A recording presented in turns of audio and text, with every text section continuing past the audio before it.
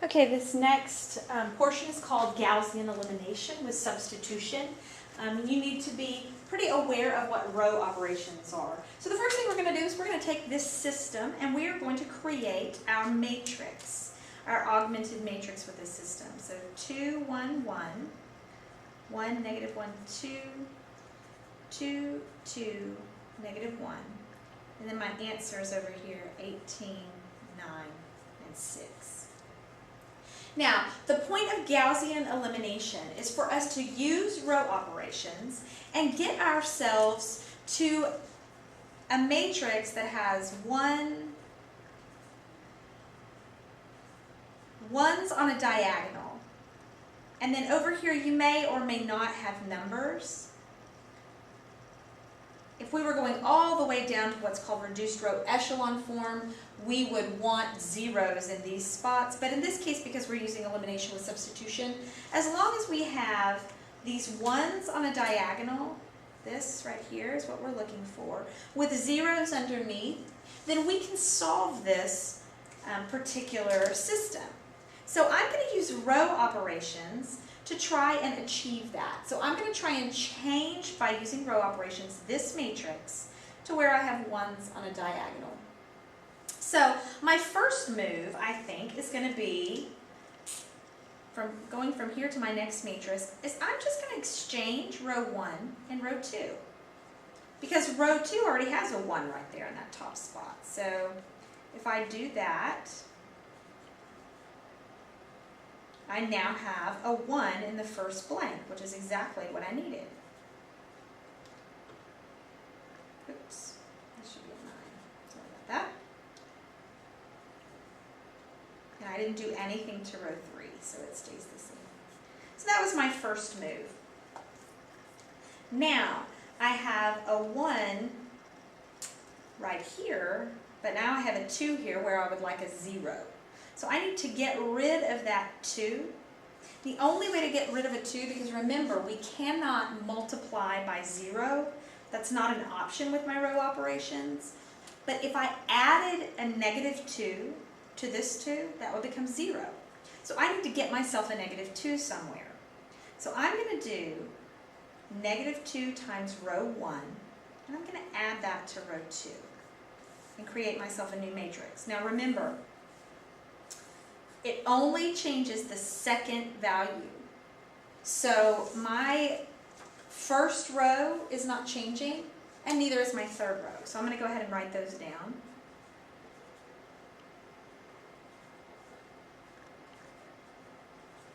Now when I change my middle row, I'm going to multiply row 1 by negative 2.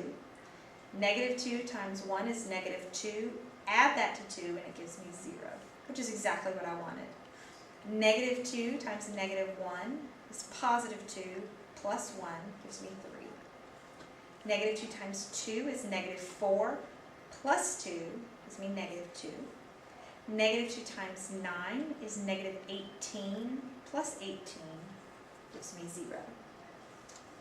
So I have gotten myself now a 1, a 3, but I do have a 0 where I wanted it. And remember, what I'm shooting for again is these ones on a diagonal. So I'm working on it. So now I need to change that 3 to a 1. And I can only do the row operations that I indicated before. So if I think about that, the only way to change a 3 to a 1 would be either to subtract 2 or, and this is the way you almost always do it with these, divide by 3. Or in our case, because I can only multiply, I'm going to multiply by a third. So that's what I'm going to do going to my next row. Now I'm only changing row 2.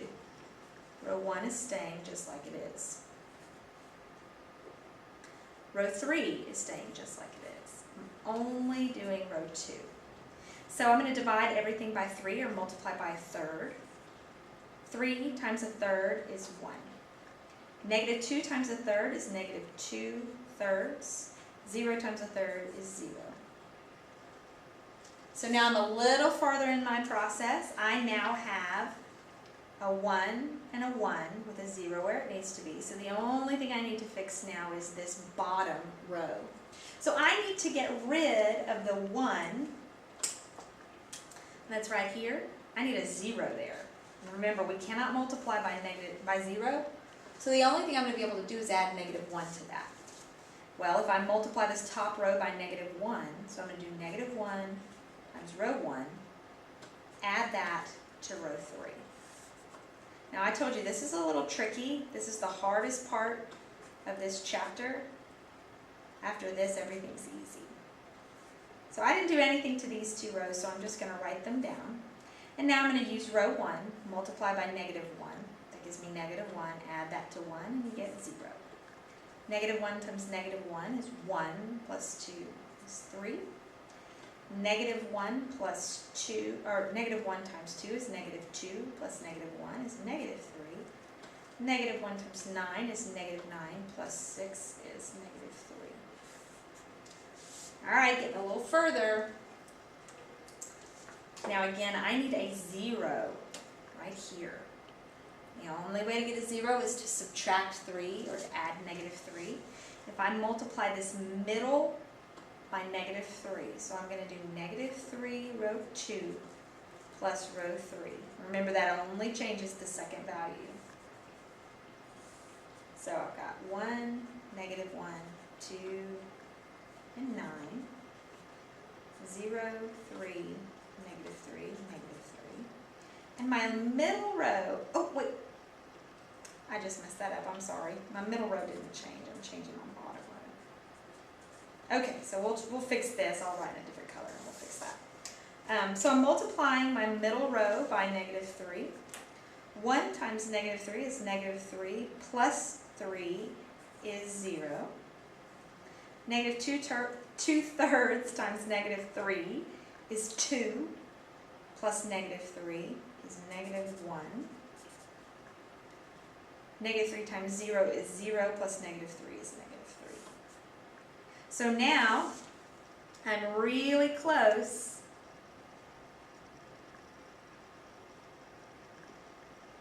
All I need to do on this last step is to get a 1 in this place.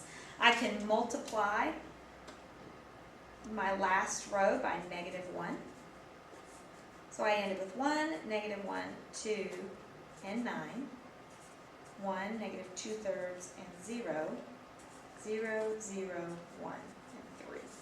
Now, what this final matrix is actually telling me, when I go from here to here, what that final matrix is actually telling me is I have 3 new equations. This top line is the equation x minus y plus 2z equals 9. This middle equation is telling me y minus 2/3 z equals 0.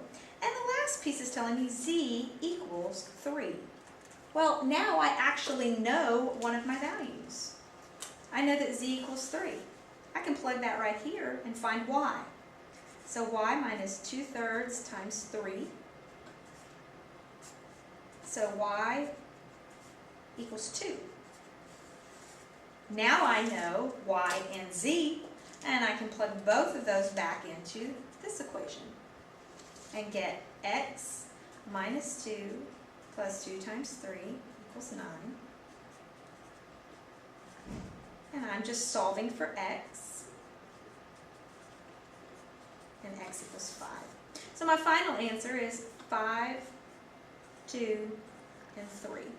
And that's Gaussian elimination with back substitution.